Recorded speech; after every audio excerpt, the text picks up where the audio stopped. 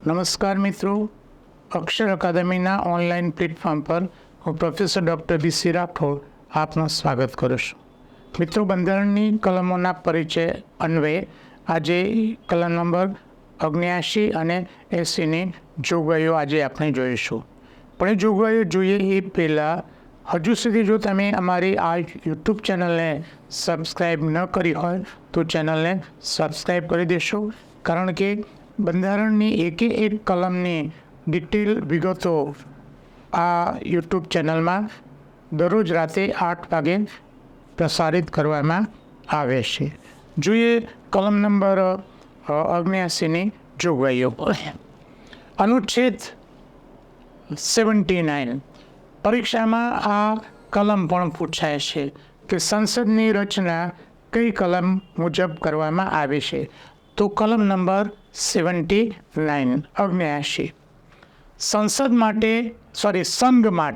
સંઘ માટે એક સંસદ રહેશે, જે રાષ્ટ્રપતિ, રાજ્યસભા અને લોકસભા નામથી ઓળખાતા બે ગૃહોની બનેલી રહેશે. પરીક્ષામાં વારંવાર પૂછાતો પ્રશ્ન છે કે સંસદના કેટલા અંગો છે? તો એ 3 અંગો છે. કયા કયા? રાષ્ટ્રપતિ, રાજ્યસભા અને લોકસભા. રાઈટ, આ પ્રશ્ન પરીક્ષામાં પૂછાય છે. સંસદના 3 અંગો છે. રાષ્ટ્રપતિ સંસદના કોઈ પણ ગૃહના એ સદસ્ય નથી, છતાં એ સંસદના ઘટક ગણાય છે, સંસદના સભ્ય. રાષ્ટ્રપતિ એ સંસદના કોઈ પણ ગૃહના, રાજ્યસભા કે લોકસભાના એ સદસ્ય નથી, પણ એ સંસદનો ભાગ ગણાય છે. કલમ નંબર 80, રાજ્યસભાની રચના. આ મુદ્દો પણ પરીક્ષામાં પૂછાય છે કે રાજ્યસભાની રચના એની જોગવાઈ કઈ કલમમાં કરવામાં આવે છે. કલમ નંબર 80. પરીક્ષા માટે મિત્રો આ બંને કલમો ખૂબ જ અગત્યની છે. રાજ્યસભા કઈ રીતે એની રચના થશે જોઈએ વિગતો. રાષ્ટ્રપતિએ નિયુક્ત કરવાના 12 સભ્યો. પહેલો મુદ્દો. આ મુદ્દો પરીક્ષામાં વારંવાર પૂછાય છે. રાષ્ટ્રપતિ રાજ્યસભામાં કેટલા સદસ્યોની નિમણૂક કરે છે? 12 સદસ્યો. નંબર 1, 12 સદસ્યો. ઉપરાંત રાજ્યોના તેમજ કેન્દ્રશાસિત પ્રદેશોમાં દિલ્હી, પુડુચેરી અને જમ્મુ કાશ્મીર, આ 3 કેન્દ્રશાસિત પ્રદેશો છે, એના સદસ્યો છે. પ્રતિનિધિઓની વધુમાં વધુ 238 સભ્યોની બનેલી રહેશે. એટલે કે 12 રાષ્ટ્રપતિએ નિમવાના અને 238 છે એ જુદા જુદા રાજ્યો અને 3 કેન્દ્રશાસિત પ્રદેશોમાંથી ચૂંટાયેલા સદસ્યોની બનેલી રહેશે. એટલે સંખ્યા 200 કેટલી થશે? 50. પરંતુ હાલમાં આ સંખ્યા 245 એ જોગવાઈ જોઈએ. હા, રાજ્યસભાના રાજ્યોના અને કેન્દ્રશાસિત પ્રદેશોના પ્રતિનિધિઓની સંખ્યા અનુસૂચિ 4 પ્રમાણે રહેશે. આ પણ પરીક્ષામાં પૂછાતો સવાલ છે કે કયા રાજ્યમાં રાજ્યસભાના કેટલા સદસ્યો રહેશે એની જોગવાઈ કઈ કલમમાં કઈ અનુસૂચિમાં છે? અનુસૂચિ નંબર 4માં છે. જોઈએ બીજી વિગતો. રાષ્ટ્રપતિએ નિયુક્ત કરવાના સભ્યો નીચેના વિશે ખાસ જ્ઞાન ધરાવતા હોવા જોઈએ. રાષ્ટ્રપતિ જે સિલેક્ટ કરે છે એ કયા ક્ષેત્રના હોવા જોઈએ? સાહિત્ય, વિજ્ઞાન, કલા અને સમાજ સેવા. અને હવે છેલ્લે કરેલ ફેરફાર મુજબ રમત જગત પણ. રાઈટ, એટલે કે આ ક્ષેત્રના જે વિશિષ્ટ પ્રતિભાશાળી વ્યક્તિઓ છે, જે ચૂંટણી લડવાની ઝંઝટમાં પડતા નથી પણ દેશને એનો લાભ મળે એટલા માટે એમની નિમણૂક કરવામાં આવે છે.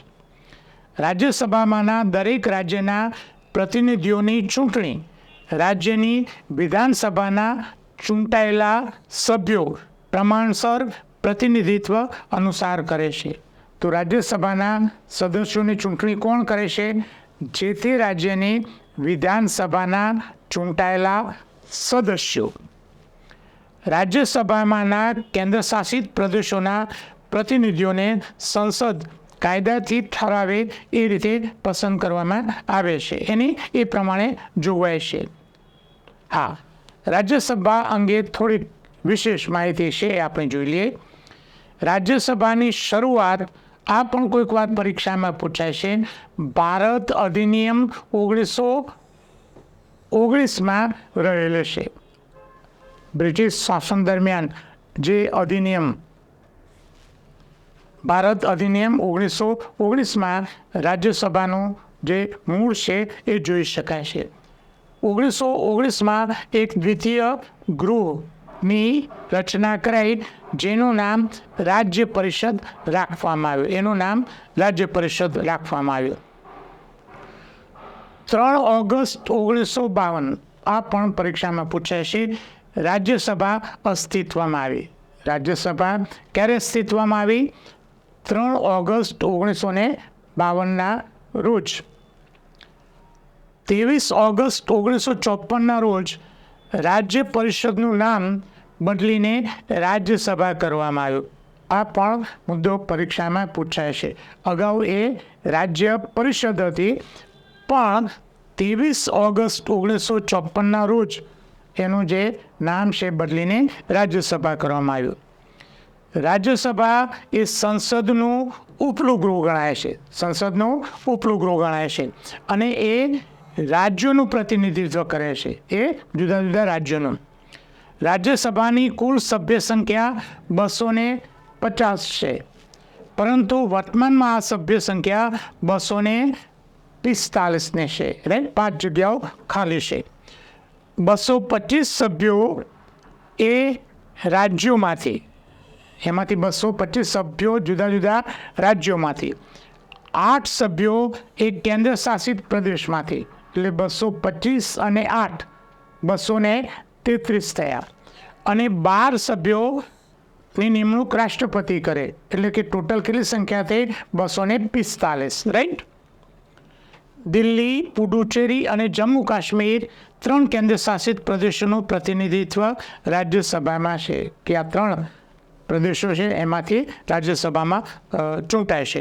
કુલ 233 રાજ્ય અને ક્ષેત્રના 225 અને કેન્દ્ર પ્રદેશના 8 સદસ્યો એમાં હોય છે. બંધારણ અંગેના અમારા 2 ખૂબ ઉપયોગી એવા પુસ્તકો છે.